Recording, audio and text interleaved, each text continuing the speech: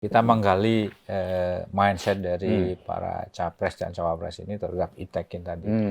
Itu kita PPI akan melaksanakan Presiden Lecture. Jadi Presiden Lecture Untuk itu melihat visi misi mereka terhadap ITEK. Kalau kita lihat R&D expense, memang kita masih rendah. Masih rendah. Bahkan saya bisa menyebut masih sangat rendah. Sangat rendah. Nah, sangat rendah. Jadi kalau angkanya belum terlalu pasti ya, banyak survei, banyak riset, tapi di zaman Kepala LIPI waktu itu Pak Bambang, kita waktu itu ada data, ya kalau nggak salah itu 0,1% itu GDP ya.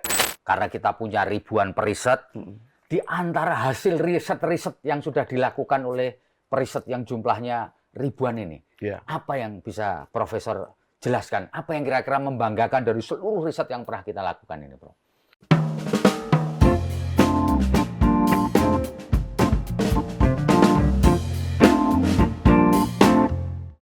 Assalamualaikum warahmatullahi wabarakatuh. Salam damai sejahtera buat kita semua.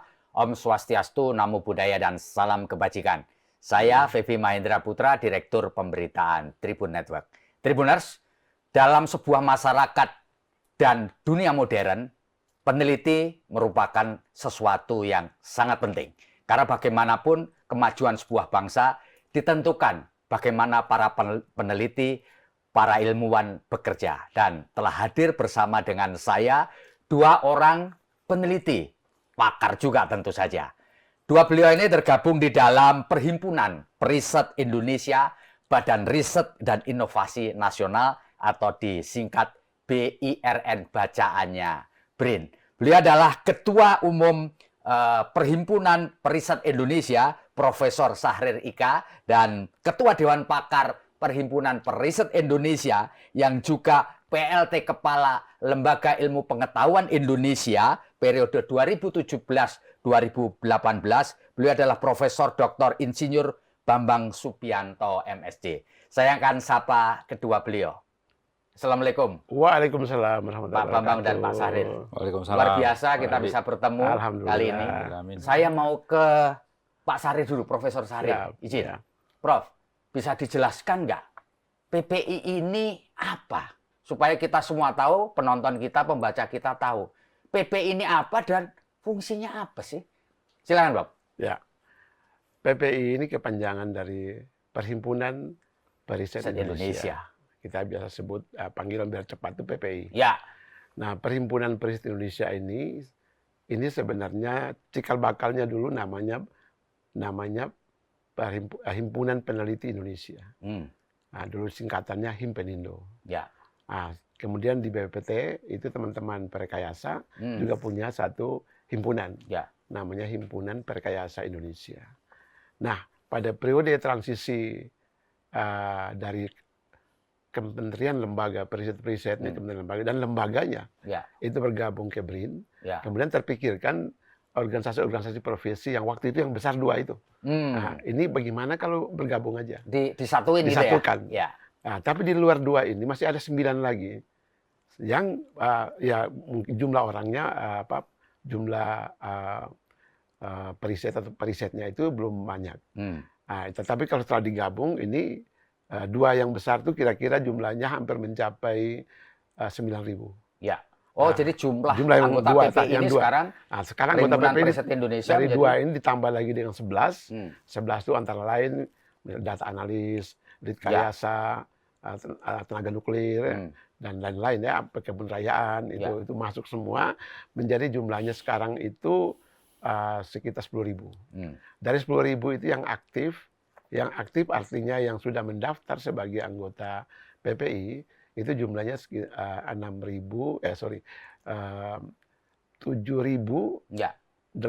sekian. 800 sekian. Nah, data terakhir malah sudah melewati 8.000 per hari ini ya. Nah, fungsi daripada organisasi profesi periset itu sebenarnya fungsi itu ada 3 yang paling utama. Pertama adalah tugasnya ini menjaga etika daripada periset ini. Nah, para periset ini mereka kan jadi menjaga etika nomor 1. Etika nomor 1. Dia profesional, dia harus beretika, dan kemudian kontributif. Nah, seperti itu. Dan supaya dia bisa berkontributif, maka dia harus pegang etika. Itulah kira-kira jantungnya. Nah, kemudian yang kedua, di dalam proses melakukan periset itu sendiri, mau buat penelitian atau membuat inovasi dan sebagainya, itu mereka biasa bersentuhan dengan publik, Ya. dengan masyarakat. Nah, seringkali ada perdebatan di situ. Hasil penelitiannya bisa didebat oleh masyarakat, bisa juga disu oleh sejumlah masyarakat, Ya. dan sebagainya. Hasil inovasinya barangkali juga diperdebatkan. Mungkin para perisetnya akan mengalami tekanan gitu. Ya. Maka kemudian tugas kami sebagai PPI itu harus melakukan advokasi. Oh gitu ya. Nah, itu tugas yang kedua. Ya, ya. Jadi melakukan advokasi. Jadi mereka nyaman ini bekerjanya. Ketika kalau periset tidak punya kenyamanan di dalam bekerja, dia mogok dia ya. Nah, mogok dia. Kalau mogok, dia mogok, masyarakat mogok, negara mogok. Ya, Kan ya. Oh, begitu, dia ya. perlu diadvokasi. Diadvokasi. Nah, itulah tugas nomor Yang dua. kedua. Tugas kedua. Kemudian tugas yang ketiga dari organisasi ini adalah bagaimana mereka sebagai profesi ini kualitinya itu diimprove, ya, ditingkatkan. Ya. Nah, maka kita harus infrastruktur organisasi kita itu harus dibuat ada division yang tugasnya untuk melakukan semacam, ya kalau dulu namanya diklat ya, sekarang namanya learning gitu ya. Melakukan learning itu yang untuk mengimprove kompetensi mereka. Jadi tiga ini yang penting. Nah, kalau ditambah satu lagi, ini hasil dari tiga ini. Kalau mereka cakap, maka mereka ini bisa berkontribusi untuk membangun bangsa. Ya, ya. Jadi kita bisa membuat kita bukan bisa ya, memang salah satu tugasnya adalah membuat kajian-kajian strategis. Ya, ya, ya. Untuk memberikan solusi terhadap persoalan-persoalan bangsa. Ya. Itu yang gedenya. Tapi di wilayah-wilayah kami ya mungkin persoalan-persoalan daerah. Seperti di Bogor, mungkin persoalan-persoalan Kabupaten Bogor, Kota Bogor. Nah, itu para pakar itu akan berada di situ. Ya, ya, nah, oleh karena itu kita juga punya satu dewan yang kami sebut Dewan Pakar. Itu isinya memang mereka-mereka yang kami menilai tingkat kepakarannya itu kalau bahasa agama itu udah kiai gitu loh. Udah kiai. Kalau di dunia persilatan suhunya. Nah, ini ketuanya beliau ya. Ya, Pak. Langsung ke Pak Profesor Bambang nih, Pak. Tadi kan Bapak ini kalau di dunia persilatan itu suhunya suhu gitu. Pak, bisa dijelaskan nggak Dewan Pakar ini kemudian fungsinya suhunya suhu ini apa, Pak? Ya, Dewan Pakar. Terima kasih, Pak Febi. Dewan Pakar ini fungsinya adalah memberi masukan kepada pemerintah melalui BRIN. Ya. Jadi memberi masukan kepada pemerintah lewat Badan Riset dan Inovasi Nasional. Kita harus koordinasi. Sebenarnya kalau dulu waktu Hipenindo juga tugasnya hampir sama, yaitu memberi masukan kepada pemerintah langsung. Karena pada waktu itu kita independen. Nah, sekarang pun seharusnya independen. Ya. Karena tadi mungkin saya koreksi ya tadi bahwa PPI BRIN itu salah. PPI BRIN. Oh, jadi PPI bukan bagian dari BRIN. Bukan. Ya. Oh, independen. Kita independen, Pak. Oke. Jadi jangan diartikan bahwa PPI itu panjang tangan dari BRIN, salah. Justru kita memberi masukan, mengkritik kalau perlu. Sebagai contoh, salah satu tugas itu pertama memberi masukan, yang kedua melihat refleksi ya. Setahun BRIN itu kayak apa sih? Kita lihat. Tetapi masukan kepada pemerintah lewat BRIN. Tapi berkoordinasi. Oh, berkoordinasi bukan dengan lewat BRIN. Berkoordinasi. Gitu. Ya.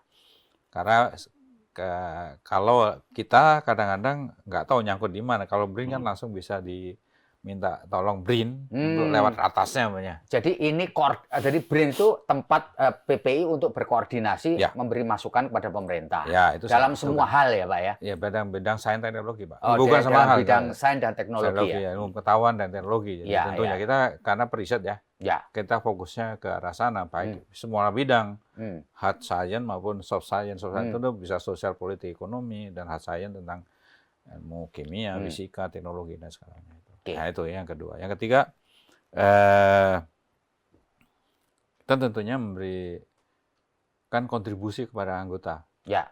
Jadi anggota itu ditarik iuran tiap tahun sekali, tapi kita harus memberikan kontribusi, menginformasikan kalau ada seminar atau apa, kemudian ada masalah mereka dalam bidang mereka untuk perlu dilakukan intervensi dari pakar-pakar yang lain, kita berkoordinasi ke kami gitu.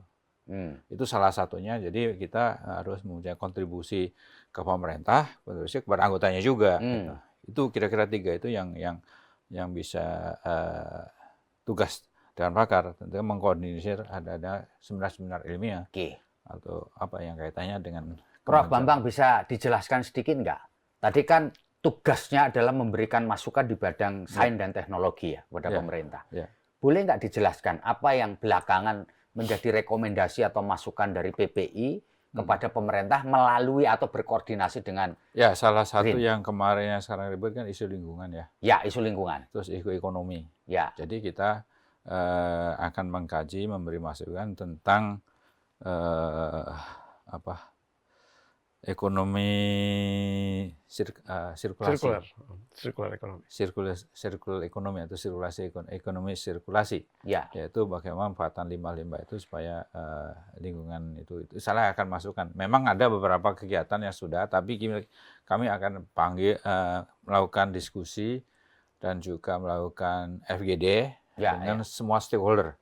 Rencana ini masih program kami dalam tahun ini itu memberi masukan tentang hal itu. Kalau sebelumnya itu kan kita memberi masukan tentang energi, air, pangan. Terus pangan. Ya. Memberi masukan. Energi, air, pangan. Dulu. Hipenindo waktunya. Sekarang kita coba karena aktivitas PPI ini sangat intensif dan tentunya kita akan merangkul, meminta masukan kepada teman-teman tentang untuk mendukung salah satu untuk tahun ini itu adalah ekonomi sirkular. Gitu ya. Ya. Pak Sarir, kalau saya boleh tahu Pak, di antara ribuan periset ini Pak, komposisi yang terbanyak, kalau bisa dijelaskan komposisi yang terbanyak itu periset di bidang apa Pak? Ya, jadi mungkin kalau kita bagi dua ya, kalau kita bagi dua, di bidang sains dan bidang sosial ya, itu komposisinya hampir sama. Komposisinya bersama ya. Tetapi kegiatan-kegiatan riset itu lebih dominan lebih ke sainsnya. Oh, lebih ke sains. Ke sainsnya lebih dominan. Maka itu kalau kita lihat lembaga-lembaga riset yang dulu belum gabung ya, sekarang udah gabung pun mereka udah ada organisasi riset, pusat-pusat riset itu lebih cepat perkembangan sainsnya ini. Dan kami sebagai organisasi profesi ini kami mendukung karena kelemahan kita yang di sini, kelemahan kita. Jadi daya saing kita rendah. Inovasi kita, indeks inovasi kita juga rendah, kemajuan negara kita juga rendah. Jadi kita dukung yang sainsnya duluan. Oh, sains diprioritaskan ya? Ya. Lalu kemudian di backup oleh yang sosial. Nah, kalau sosial ini bagaimana menciptakan kondisi sehingga sainsnya bekerja. Kan gitu ya? Kita bikin kondisi regulasinya, misalnya SDM-nya disiapin, dan supaya misalnya hilirisasi jalan. Kemudian ada productivity. Nah, kalau productivity dia akan mendorong pendapatan kan. Kalau pendapatan gede, nah berarti negara kita akan kuat di daya saing di global. Nah, itu maksudnya. Jadi komposisinya seperti itu. Nah, jadi engineering itu hampir menjadi separohnya itu. Para engineering ya separohnya. Nah, kalau kita lihat dari si gender itu 40% itu wanita. Jadi kita periset itu perempuan ya. Jadi ini mungkin publik belum paham ini ya. Ternyata banyak sekali gender yang perempuannya ini punya minat menjadi periset ya. Mereka secara ada riset yang mengatakan bahwa mereka lebih tekun gitu. Oh, lebih tekun. Lebih tekun ya, lebih fokus gitu ya, lebih telaten gitu. Nah, jadi itu satu hal yang bagus. Nah, kemudian yang kalau kita lihat dari sisi komposisi bidang ilmunya itu sebagian besar pertanian ya. Pertanian. Kalau bidang ilmunya ya, bidang ilmu pertanian. Hayati. Sebenarnya cocok sama kondisi Indonesia ya. Ya cocok, karena kita potensinya di pertanian. Jangan sampai kita impor terus gitu ya. Jadi ini kita dorong kompetensi mereka terus bagus. Mereka diberi ruang yang lebar untuk bisa melakukan karya-karya sehingga pangan kita ini kalau bisa kita mandiri kan. Nah, kedaulatan pangan kan masih statement ini. Nah, kalau ini mereka mempunyai iklim yang bagus, insya Allah kita bisa meraih apa yang kita sebut kedaulatan pangan itu. Profesor Sarir, ini orang kan kepingin tahu juga ya, karena kita punya ribuan periset, di antara hasil riset-riset yang sudah dilakukan oleh periset yang jumlahnya ribuan ini, apa yang bisa Profesor jelaskan? Apa yang kira-kira membanggakan dari seluruh riset yang pernah kita lakukan ini, Prof? Ya, jadi kalau dulu, jadi ini kita bagi dua dulu ya. Nggak apa-apa. Ya. Kalau dulu sebelum bergabung, itu kan para periset itu mereka membackup kebijakan-kebijakan di kementeriannya. Ya. Jadi misalnya kalau saya mengambil contoh kami di Kementerian Keuangan misalnya. Ya. Kalau Kementerian Keuangan kan bagaimana kita jaga fiskal itu sustain, kan gitu ya. Sistem keuangan kita tuh stabil. Nah, seperti itu ya. Inflasi bisa terkendali, risiko utangnya bisa kita kelola gitu sehingga bangsa ini. Nah, tugas para periset di bidang ekonomi tugasnya itu. Ya. Jadi kalau kita bisa lihat misalnya sebuah kebijakan ekonomi yang bisa membuat negara ini maju, ya punya daya saing, itu kontribusi dari para periset. Ya. Jadi riset itu berbasis kebijakan itu berbasis riset. Ya. Jadi salah satu kebanggaan kita adalah ya kebijakan-kebijakan di negara ini itu berbasis riset. Ya. Kalau bahwa itu belum terlalu berkembang, oke, tetapi itu udah menjadi model bisnis. Ya. Jadi policy berbasis riset ya. Iya, betul. Ya. Riset kebijakan yang berbasis riset itu terukur. Ya.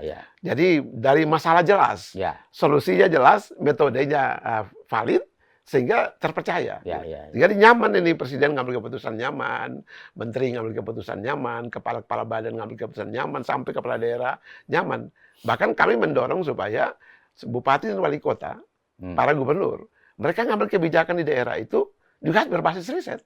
Gitu ya. Maka itu wilayah-wilayah PPI yang jumlahnya sekarang 21 wilayah ya di provinsi, itu membackup daerah.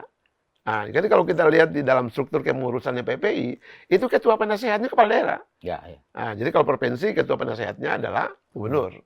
Kalau di Bogor, Kota Bogor, ketua penasehatnya Pak Wali Kota. Nah, jadi Pak Wali Kota itu sama kami PPI Bogor itu punya kerjasama. Nah, jadi kita bisa membackup Pak Wali ini ngambil kebijakan apa saja pembangunan apa saja, mau termasuk transportasi, tentang lingkungan dan apa saja itu bisa bekerja sama dengan kami dan kami akan backup gitu. Jadi kalau seandainya riset berbasis kebijakan berbasis riset itulah sebenarnya dibutuhkan oleh negara dan kami berada di situ. Nah, itu satu.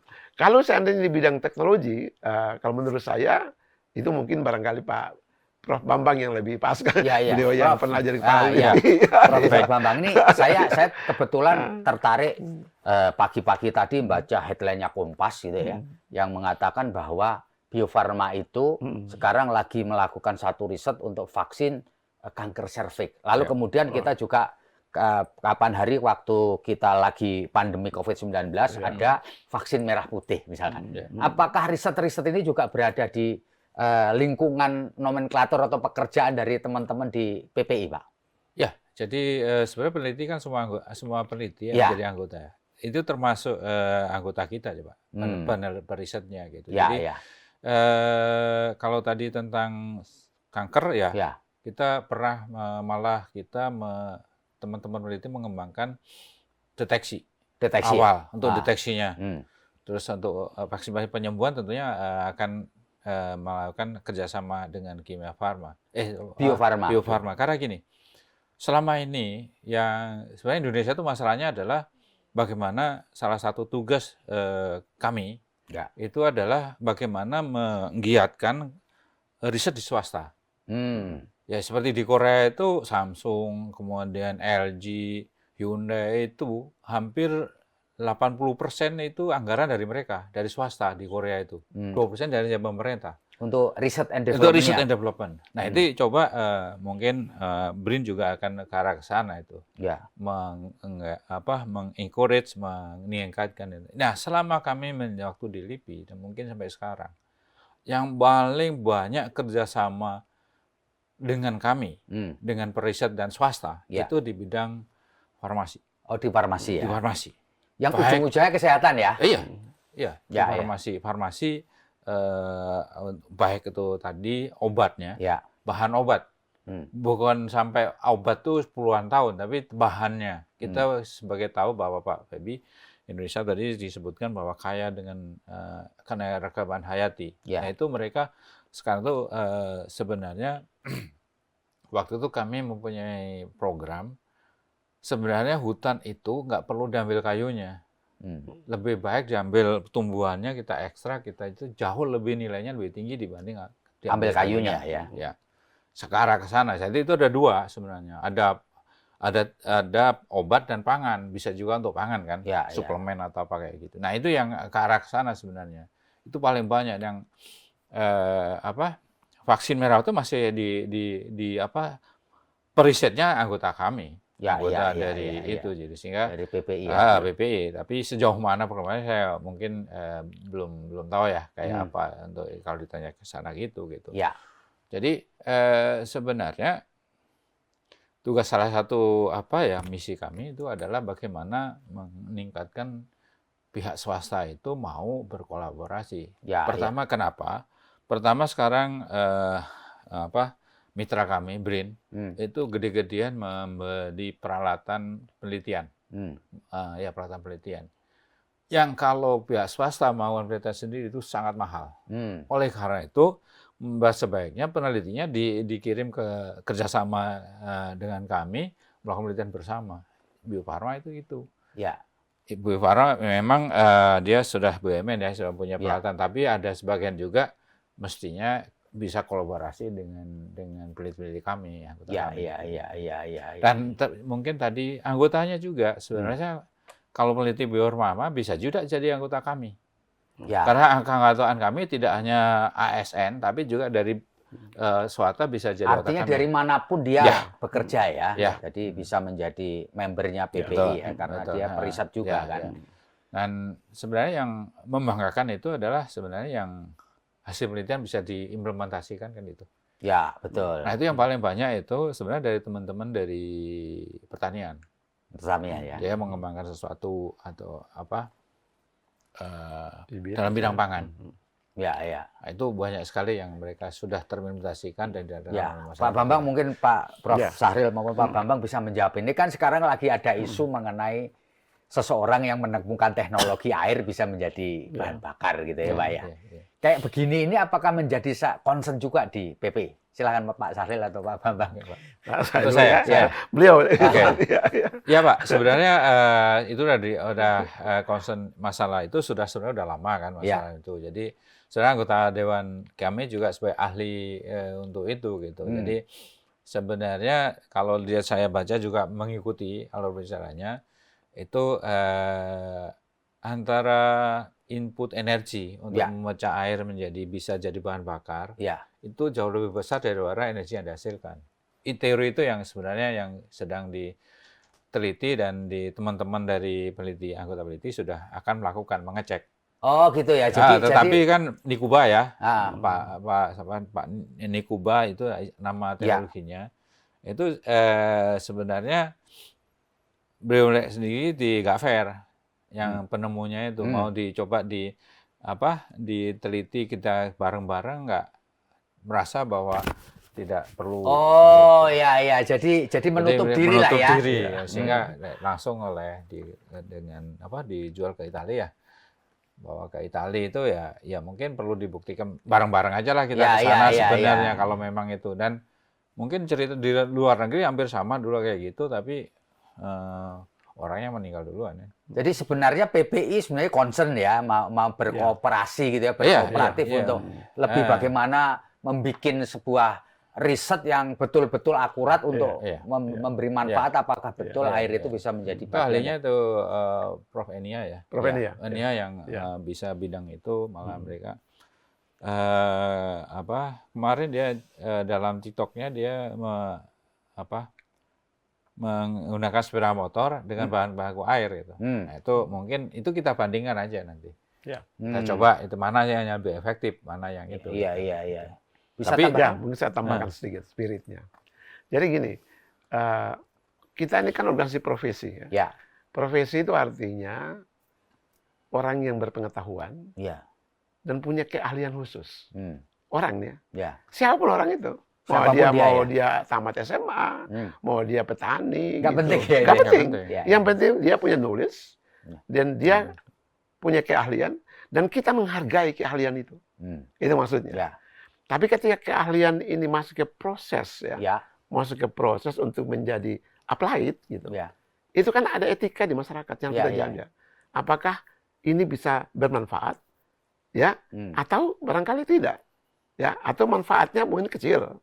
Mungkin kita bisa menambah teknologi atau inovasi untuk buat manfaatnya gede. Hmm. Nah, PPI konsennya di situ. Jadi pertama hargai dulu mereka yang menemukan sesuatu itu, kita kasih jempol dulu. Wah, asik nih, bagus nih ya. Jangan kan itu anak SD aja kalau dia bisa create sesuatu yang kita barangkali di luar bayangan kita ya. Ya itu kan udah ketemu tuh peneliti cilik. Kan seperti itu kan? Nah, ini kita rawat, Pak. Kita dorong. Nah, mengenai tadi itu, memang untuk memastikan itu kan ada proses yang dilewati. Ya, misalnya ada proses mengetesnya, ya. proses untuk uji cobanya. Kemudian menurut saya tidak boleh didikotomikan ya antara penemu ini dengan pemerintah, nggak boleh. Tidak boleh dikotomikan. Pemerintah itu pasti menghargai masyarakat, apalagi anak-anak bangsa yang punya karya seperti itu. Tetapi di sisi lain pemerintah itu bisa nggak memanfaatkan ini menjadi berguna kan gitu. Berarti harus dievaluasi kan gitu.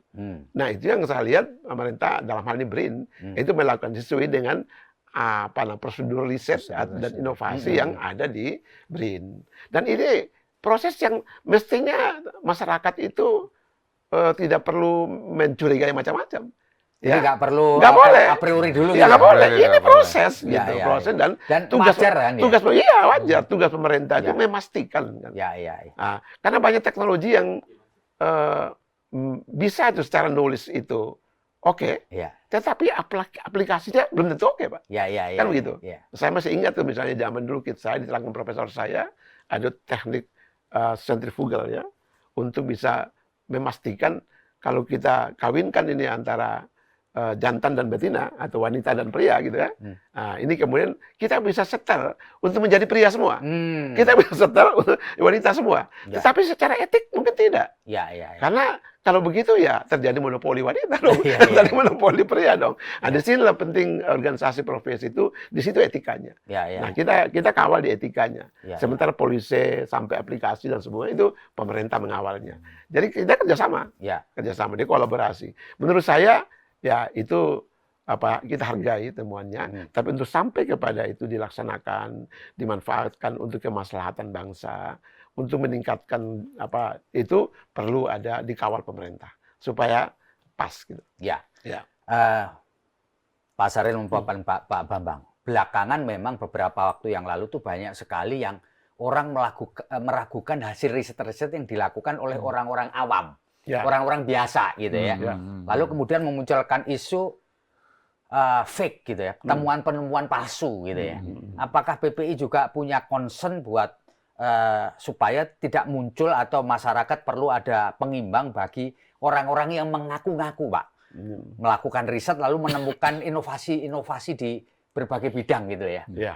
Bagaimana menanggapi ini, Pak Bambang? Ya, seperti yang kata tadi. Jadi kita pertama menghargai dulu. Yang temuan itu. Untuk itu mari kita buktikan secara saintifik. Itu yang benar. Harusnya kita kan periset science and technology-nya. Nah, sainsnya itu seperti apa gitu. Nah, kalau memang sudah kita temukan sainsnya itu baru, kemudian kita lanjutkan namanya kalau inovasi itu harus bisa digunakan sampai implementasi, bisa diimplementasikan. Nah, itu kita bantu. Kita dukung itu dengan peneliti itu kita masuk bersama-sama dengan para penemu itu gitu loh. Sebagai contoh kita dulu para peneliti atau BRIN atau LIPI itu mengadakan expo, Pak. Hasil penelitian yang melibatkan anak mulai dari SD sampai perguruan tinggi, sampai masyarakat. Itu kita lihat itu. Dulu ada anak SD yang simpel ya.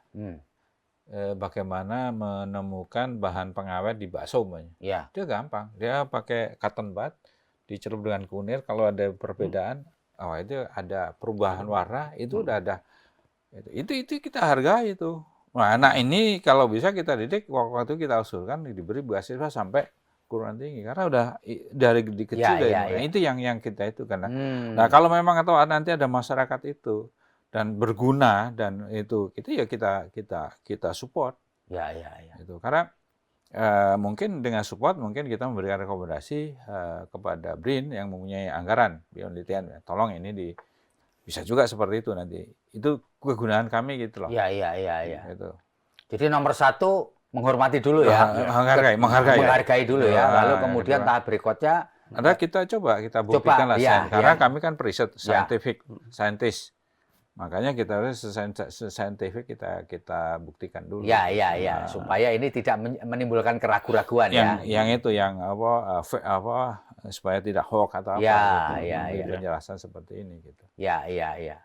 Pak, bisa dijelaskan nggak Pak? Sebenarnya kan riset ini ya ada yang mahal, ada yang murah, ada yang complicated, ada yang sederhana ya Pak ya. Tentu semuanya memerlukan biaya. Selain tentu saja tools atau alat. Apakah sebenarnya di kita ini support terutama dana, baik itu dari pemerintah maupun non pemerintah itu sudah berjalan baik atau memang kita masih kalah jauh dari negara-negara lain? Silakan Profesor Bambang atau Profesor Sahrir. Jadi gini, kita di filosofinya dulu ya. Nah, jadi ada awareness daripada pemerintah dan daripada swasta, industri, bahwa riset itu perlu gitu. Itu maksudnya itu dulu. Betul. Jadi dia punya awareness bahwa membuat sebuah produk atau merancang sebuah bisnis, ya itu harus riset dulu. Jangan rapat langsung mutusin jalan. Itu pasti banyak errornya. Karena nggak ada tesnya. Jadi pertama itu dulu, bahwa kami dari PPI itu menghimbau kepada pemerintah dan swasta, masyarakat lah. Ketika kita mengambil satu langkah, apalagi langkah itu akan memiliki dampak besar terhadap kemajuan masyarakat atau kemudian negara, itu lakukan riset dulu. Itu yang pertama. Nah, kemudian yang kedua, ketika dia aware dengan proses itu, maka dia ada investasi di risetnya. Jadi riset itu paradigmnya itu bukan cost, bukan biaya. Riset itu nggak boleh biaya. Nah, ini paradigma pemerintah juga begitu. Ketika merancang budget, anggaran pendapatan negara atau anggaran pendapatan daerah, gitu, mindsetnya itu riset adalah investasi, bukan belanja habis gitu loh, bukan begitu. Nah, ketika jadi investasi, maka orientasi riset itu long term perspektif, harus begitu, long term. Dan long term itu, kalau kita hargai dengan biaya, ya pasti mahal. Kalau mau disamakan dengan biaya. Tetapi kalau orang yang meraih kemajuan masa depan, dia tidak menyebut biaya. Berapapun yang keluar uangnya, tetapi untuk pencapaian terbagus di masa depan, itu investasi namanya.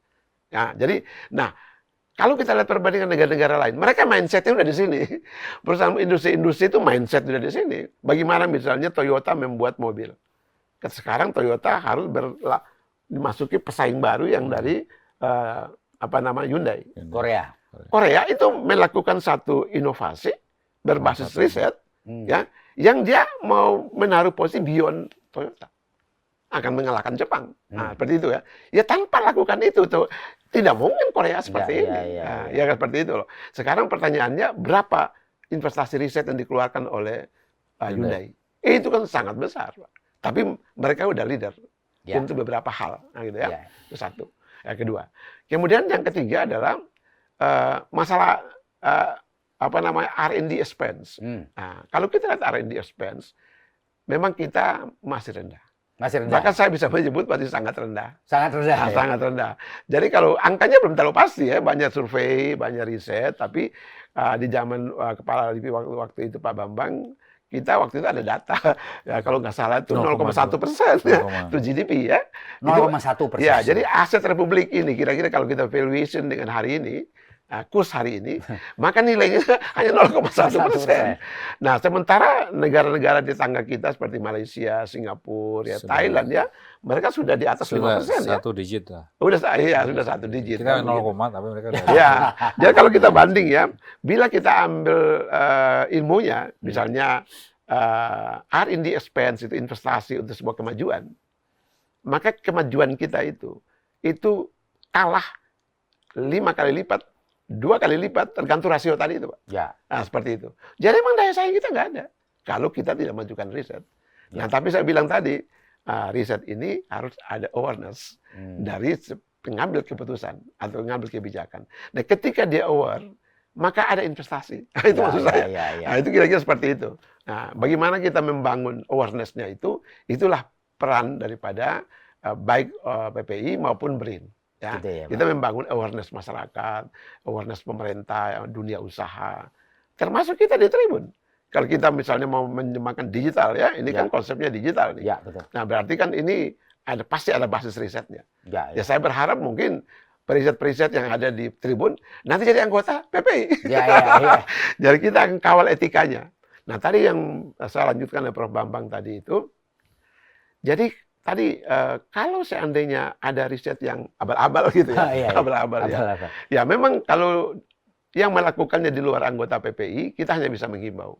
Tapi kalau ada PPI, Tapi ada... anggota PPI melakukan abal-abal, dia berhadapan sama Majelis Kehormatan Periset. Di situ dia akan melalui satu sidang etik yang itu agak ketat gitu. Dan kalau dia pegawai negeri misalnya, dia melakukan itu, maka dia ada sanksi etik, dan sanksi etik itu bisa konsekuensi, bisa pensiun. Ya, ya. Mendadak. Ya, Seperti ya, itu, ya, kira-kira ya, seperti ya. itu. Nah, pertanyaannya apakah kami dari PPI galak? Bukan. Kami ingin menjaga masyarakat. Kami ingin menjaga pemerintah, menjaga negara. Jadi trust harus kita bentuk. Ya, ya, Kalau ya. tanpa itu trust nggak ada. Ya, ya, ya. Nah, itu kira seperti itu. Ya, Prof. Bambang. Saya sebelum itu saya ingin menambahkan. Ya. Tadi kan masalah biaya penelitian ya. Ya. Sebenarnya biaya penelitian untuk penelitiannya aja. Kalau sudah pemerintah melalui BRIN ini menyiapkan soal peralatan untuk analisanya, nggak mahal. Ya. Yang mahal adalah kan riset ini kami mungkin harapan dari masyarakat kan supaya kelihatan riset ini Betul. bisa diaplikasikan, Betul, bisa jadi mass teraplikasi. production. Betul. Nah, ini yang masalahnya di sini. Jadi kalau hasil riset di dalam lab itu tidak bisa serta-merta langsung dikomersialkan. Ya. Maka perlu diadakan namanya kajian pertama, kajian teknologinya dulu. Yang kedua, kajian teknoekonominya. Ya. Nah, kajian teknologi ini apakah skala lab itu kalau di skala besar mass production itu ternyata masih banyak masalah. Disitulah yang banyak menggunakan anggaran. Oh, di situ dibanding ya. risetnya Ya, awal. risetnya sendiri. Awal. Ya. Itu ya sekitar 300-500 juta lah sekali ini. Apalagi sekarang penelitinya dulu yang mungkin 200-300 cukup. Ya. Untuk meneliti hasilnya. Nah, untuk mengkomersialkan ini, menjembati langkah-langkah ini. Ya, Jadi ini yang gini, mahal ya. kenapa itu diperlukan? Karena mindset dari pengusaha Indonesia, itu kalau setiap kali waktu zaman muda, Ya. kan diminta untuk jaga pameran. Dua pertanyaan, ini berapa harganya? Kalau saya produksi ini. Ya. Kalau saya punya duit, berapa lama uang saya balik? Iya, iya. Itu. Berapa modal yang diperlukan? Itulah yang harus kita siapkan. Ya. Karena mindset dari pengusaha Indonesia lain. Karena apa? Kalau di luar negeri kan, wah saya harus kayak Hyundai itu. Ya. Saya harus bisa menyaingi itu, maka saya masukkan riset di sini. Besar-besaran yang tadi. Hasil riset ada, mengkomersialkannya itu seperti apa. Itu adalah kalau di luar negeri, negara maju itu di tangan swasta. Nah sebenarnya pemerintah Indonesia, karena swasta Indonesia belum bisa ke sana, sudah menyiapkan segera ada anggaran. Itu lewat LPDP. Ya. Itu. Jadi ini bisa miliaran. Nah ini untuk menyiapkan teknologi itu siap diimplementasikan. Karena pertama pengusaha Indonesia nggak mau harus untung. Ya dong, ya. Ya kan? Nggak mau buntung. Ya. Kalau peneliti kan untung nggak masalah. Kemudian yang teknologinya proven. Ya. Ya kan? Teknologi harus matang. Yang kedua after sales. Nah ini yang belum dipahami oleh para peneliti itu. Makanya waktu pertama Pak Jokowi launching Science Technopark di setiap daerah, itu saya sambut Pak. Karena disitulah tempat ketemunya para pengusaha dengan peneliti, periset. Itu sehingga mereka bisa komunikasi dengan itu gitu. Tapi nggak tahu program itu sekarang kemana gitu. Karena mungkin tadi bahwa pengamatan saya anak peneliti dengan pengusaha itu kayak air dan daun talas. Nggak pernah ketemu. Yang satu pengen untung, yang satu nggak mikirin untung. Yang satu ini teknologinya belum mapan, ini pengennya mapan. Gitu. Nah itu yang sebenarnya pertemuan ini sekarang masalahnya di situ ya, krusial poinnya di situ ya. Disitulah mungkin salah satu tugas kami bagaimana mempertemukan pihak swasta dengan para menjadi bridging jembatan Pak Bambang, saya mau lanjutkan lagi Prof. Bambang tadi itu banyak kritik yang mengatakan dan periset kita atau ilmuwan kita ya akademisi kita itu melakukan riset itu hanya untuk kepentingan proyek atau untuk kepentingan kum atau apalah Angka namanya. kredit. Angka kredit itu kan. Kemarin tuh ada satu tokoh oposan yang menggebu-gebu bilang riset kita ini orientasinya orientasi proyek, orientasi kum. Gimana nih, Prof? Jadi sebenarnya gini, tujuan arah dari penelitian itu ada dua, Pak. Ya. Untuk basic research dan untuk aplikasi. Ya. Kalau basic research itu menguak khasanah alam untuk menemukan sesuatu yang baru, dan ini harus disiarkan kepada masyarakat. Inilah yang salah satu tujuan dari pendidikan kita adalah untuk mencerdaskan bangsa. Tentu itu ke arah sana. Yang aplikasi, ya ini sebenarnya yang besar mana ini antara yang basic sama yang ini. Gitu. Ya. Nah, ini harus kita arahkan ke arah ke sini kalau memang apa yang dikatakan supaya tidak itu. Nah, tadi itu masalahnya. Peneliti sebagai produsen teknologi. Ya. Usernya pihak swasta. Ya. Pemerintah adalah yang memfasilitasi harusnya. Itu. Nah, ini yang triple helix itu. Jadi hubungan antara swasta sebagai pengguna teknologi, dosen atau perguruan tinggi atau litbang di perusahaan teknologi, dan ini sarana dan prasarana gitu. Karena ini satu nyambung betul gitu. Nah, ini ya cobalah kita nanti kita diskusikan di PPI. Itu bagaimana ini masalah ini supaya tadi tidak diolok-olok oleh masyarakat gitu bahwa periset hanya untuk dirinya sendiri. Sebenarnya bukan. Itu hanya sarana untuk mensiarkan. Nah, jadi tentunya tidak untuk di sini, tapi bagaimana? Kalau kami pada waktu itu di LIPI kami saring, Pak. Oh gitu. Iya, penelitian kami peneliti itu kan biarlah mereka itu sendiri, kita saring mana. Oh, ini yang bisa diaplikasikan, mana ini. Oh, ini basic silakan. Nah, sehingga waktu itu yang sudah mau bisa dikomersialkan atau kita aplikasikan itu kita patenkan. Tadi itu kita bina, kita bimbing untuk sampai ke paten. Karena ini salah satu bentuk ikatan nanti dengan swasta gitu. Tapi ini juga jadi concern juga di PPI ya, bahwa membantu para periset untuk sampai dia bisa mendapatkan hak intelektual di Kementerian Hukum dan HAM ya, Pak ya. Supaya nggak dicuri orang maksudnya kan gitu kan. Gitu ya, Pak. Pak Syarif bisa tambahkan tadi, Pak. Itu Pak, gimana saya ini? mungkin memberikan dulu makna di balik angka kredit. Nah, ini mungkin para periset sendiri, anggota-anggota saya juga mungkin belum sampai ke pemahaman yang lebih fundamental. Angka kredit itu mencerminkan quality daripada profesinya dia.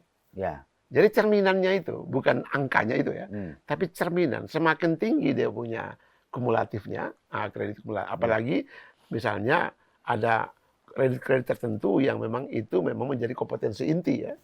Itu menggambarkan bahwa quality keprofesionalannya itu meningkat. Kan negara butuh itu. Ya kan? Nah, kalau dia punya quality itu meningkat gitu, dengan dicerminkan oleh angka kredit yang makin besar, itu kan dia ada konsekuensinya, yaitu dia mendapat penghargaan daripada pengguna kan. Nah, kalau pengguna dari pemerintah, ya kasih gaji besar dong. Nah, jadi orientasi mindsetnya itu bukan menuju gaji, bukan. Tapi itu konsekuensi dari kehebatan seorang periset. Gitu. Maka negara harus memberikan imbalan kepada orang yang pintar. Nah, jadi meritokrasi kan. Ya, angka kredit itu secara budget itu meritokrasi. Kalau Anda perform, maka saya kasih. Kalau Anda tidak perform, ya saya kasih rendah. Dan itu fair kan? Fair. Jadi angka kredit itu sebenarnya jembatan untuk membuat sebuah polisi itu jadi fair. Jadi akuntabel. Nah, tapi mindset itu masyarakat melihat, lu kalau kerja buat dirimu sendiri ya. Nah, tetapi dirimu itu juga harus bagus kan? Betul. Jadi kalau dirinya nggak bagus kan negara juga nggak bagus. Jadi menurut saya ini pemahaman saja. Pemahaman semua periset itu, dimanapun dia bekerja, dia udah punya tusi. Dia udah punya spesifikasi. Kan gitu ya? Nah, jadi spesifikasi itu yang terus dia olah, dikembangkan, sehingga dia menjadi hebat. Nah, ketika Prof Bambang sebelum menjadi Prof ya, nah, misalnya peneliti ahli utama, itu kan standar untuk masuk ke ahli utama itu tinggi standarnya, Pak. Betul. Artinya kalau dia tidak melewati itu nggak bisa dia. Nah, pertanyaannya apakah pemerintah membuat semacam batasan? Ya tidak. Pemerintah ingin, saya akan punya periset yang kualitasnya seperti ini. Maka Anda harus achieve. Kan begitu. Ya. Tapi kalau mencapai di sini, saya akan kasih harga kayak kamu.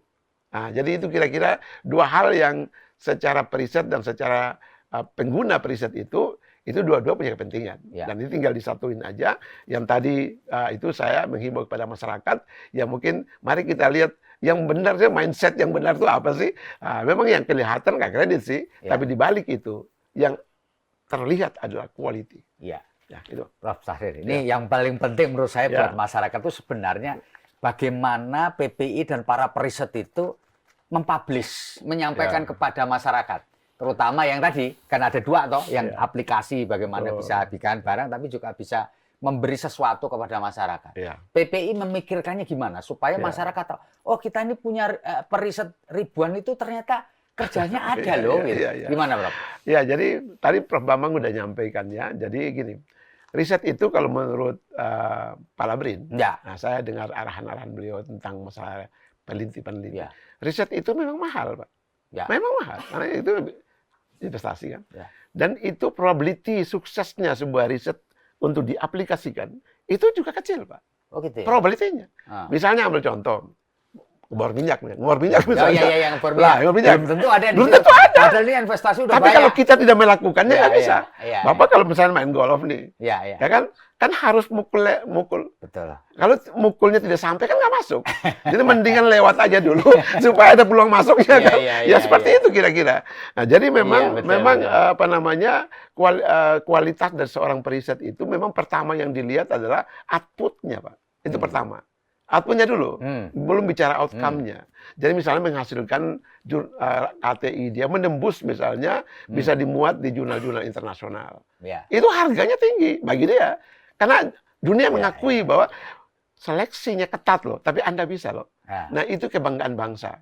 Nah, ini peneliti itu merasa kecewa juga bahwa dia itu udah masuk ke sejumlah jurnal ya. Tapi kebanggaan buat dia itu pengakuannya nggak ada loh masyarakat. Itu masalahnya. Karena memang peneliti tidak suka menyombongkan diri kan. Gitu ya? Kalau punya banyak umumkan gitu kan. Mungkin Pak Bambang mungkin. Saya ingin menambahkan Pak. Jadi sekarang kan masalah era-era digital ya. Iya. Mungkin ya itu ini merupakan titik awal ini Pak Febi bahwa kita ingin podcast ini saya harapkan nanti kita kerjasama. Betul. Rasanya penting itu, Prof. Karena tadi saya juga dengar dari teman-teman bahwa Tribun kan seluruh Indonesia sudah menyeluruh. Nah, kita sudah ada 21. Nah, ini sebenarnya saya ingin melaksanakan kerjasama dengan Tribun ini supaya nanti Tribun PPI di daerah itu kerjasama juga dengan Tribun mensiarkan. Mensiarkan yang penting itu penting. Mensiarkan hasil-hasil temuannya baik yang basic atau yang applied. Nah, itu yang kami harapkan dengan demikian kita bisa melihat itu. Waktu zaman saya dulu Pak. Di LIPI itu semua teknologi yang kami anggap ini bermanfaat buat masyarakat itu kami coba buatkan videonya. Kalau sekarang istilahnya TikTok lah. Kita buat TikToknya, kemudian ya udah silakan yang itu merupakan teknologi yang tidak perlu adanya lisensi dan royalti. Itu yang makanya pada kesempatan ini terima kasih ini diterima di Tribun untuk dalam rangka tadi mensiarkan hasil temuan kami, hasil penelitian kami kepada masyarakat luas gitu. Itu istilahnya disiarkan. Disiarkan. Pak, ini nggak ada kaitan langsung lah sama riset and teknologi ya. Tapi bagaimanapun ketika kita ngobrol kita memasuki tahun 2023, tahun politik, karena tahun depan ini kita memilih pemimpin baru. Ya, Pak Jokowi sudah 2 periode. Tentu para periset PPI kan punya pesan lah, punya satu ekspektasi lah kepada calon pemimpin ke depan ini. Ya tentu terkait dengan PPI periset dan nasib riset kita ke depan. Kami persilahkan Pak Tahrir dulu nanti Pak Bambang ini. Ini bukan soal dukung-mendukung Pak ya. Baik, ini pertanyaan bagus ya. Saya kira ini momennya ya, momennya pas ya. Jadi kalau dari perspektif periset ya atau PPI, kita lihat bahwa kekalahan kita ada di mana sih? Kan Ya gitu. 0,1 tadi. Ya 0,1. Akibatnya semua indeks mengenai kemajuan bangsa ini Ya. itu kita di level yang menengah ke bawah, Hmm. di tengah ke bawah. Ya. Bahkan indeks tertentu seperti daya saing gitu ya, atau indeks kualitas manusia gitu ya, itu kita jauh kali di bawah. Ya. Nah padahal mereka ini kan big bone-nya. Hmm. SDM itu big bone bagi bangsa ini. Hmm. Jadi pesan pertama saya kepada siapapun yang akan menjadi presiden, Ya. pelihara orang-orang yang pintar-pintar, yang cerdas-cerdas, itu ada sentuhan polisenya. Supaya mereka ini menjadi human capital. Menjadi human capital. Jadi tidak hanya resource. Hmm. Jadi paradigm pemerintah itu harus shifting dari resource management ke capital management gitu. Atau apa namanya human resource kepada human capital. Nah, ketika kita bicara human capital, maka kami akan menghimbau kepada calon presiden bahwa investasi di bidang human itu dibesarkan. Ya. Nah, itu antara lain riset, dana riset dibesarkan. Dan harus menghimbau kepada seluruh industri supaya paradigmnya sama. Jadi jangan sampai pemerintah kayak sekarang kan budgetnya riset kebanyakan pemerintah, Pak. Ya. Nah, industri masih sedikit. 80%, 80% pemerintah itu harus dibalik nih, Pak. Ya, Harus dibalik. ya. Ya, itu harus dibalik. Nah, itu kemudian yang ketiga, kalau menurut saya yang ketiga adalah fokus saja kepada iptek dan inovasi ya. Iptekin namanya, Iptekin. Udah fokus itu dulu deh, ya kan? Nah, karena kalau itu merupakan jembatan kita untuk kita menjadi negara maju. Ya. Kalau dari perencanaan sudah oke. 2045 kita akan achieve capital pendapatan GDP kita sekian. Misalnya ya pendapatan per kapita 23.000 misalnya seperti itu ya. GDP kita nomor berapa? Nomor 4 dunia ya.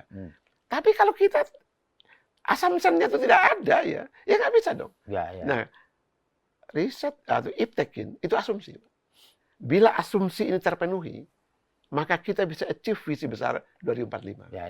Itu pesan saya kepada calon presiden. Siapapun yang akan menjadi presiden ya. Maka ketika dia tidak ada di iptekin, dia nggak pegang dia, bangsa ini tidak akan maju. Prof, Ya, Bambang, terima kasih, Pak. Ya, Pak Bambang, apa menyambung- ini yang Ya. Bapak harapkan Jadi- dari presiden siapapun dia? Ya, itu kan tadi harapan dari para periset ya. Ya. Tetapi gimana caranya? Ya. Kita menggali mindset dari para capres dan cawapres ini terhadap iptekin tadi. Itu kita PPI akan melaksanakan Presiden Lecture. Jadi Presiden Lecture Untuk itu melihat visi visi mereka misi terhadap mereka iptek, terhadap ya? iptek. Yang jelas kami PPI independen. Tidak itu yang jelas kami akan melaksanakan tidak 3 bertemu tapi 1 persatu. Ya. Jadi melihat sebenarnya mengorek bahasa kasarnya itu kepo lah, Kepo. bahasa sekarang kepo sebenarnya calon pimpinan kita Mana itu yang punya concern ke iptek itu siapa? Iya, Dan itulah. terus bagaimana Bagaimana caranya? caranya? itu aja sebenarnya yang rencana kami PPI akan mengadakan itu Presiden Lecture. Dan biar itu. bisa dilihat masyarakat, biar masyarakat tahu juga Iya, kan gitu, bagaimana kan. visi misi dan aplikasi mereka Ya. dalam iptek gitu Betul, ya. itu. Ya, jadi itu yang pertama. Yang kedua ya tadi kami harapkan juga calon presiden yang nantinya itu bisa menggerakkan swasta ini untuk bisa melakukan riset bersama dengan kami ini. Gitu. Ya. Baik, Tribuners, ini kita sudah bicara luar biasa tadi. Ini kita tinggal tunggu nanti tahun politik seperti yang dikatakan Profesor Bambang dan Profesor Syahril tadi, bahwa kita perlu mendengar visi, misi, dan pandangan bakal calon presiden atau calon presiden terhadap iptek dan bagaimana cara mengaplikasikannya dalam pemerintahan mereka. Sekali lagi terima kasih Pak Syahril, Profesor Bambang, atas pengetahuan, dan kita akan aplikasikan bagaimana Tribun bisa membantu PPI untuk mensiarkan, saya setuju itu, mensiarkan apa-apa saja yang telah dilakukan oleh para periset Indonesia. Saya Febi Mahendra Putra pamit undur diri. Assalamualaikum warahmatullahi wabarakatuh. Salam damai sejahtera buat kita semua. Shalom, Om Santi Santi Om. Namo Buddhaya, salam kebajikan, dan jangan lupa tetap bahagia. Amin.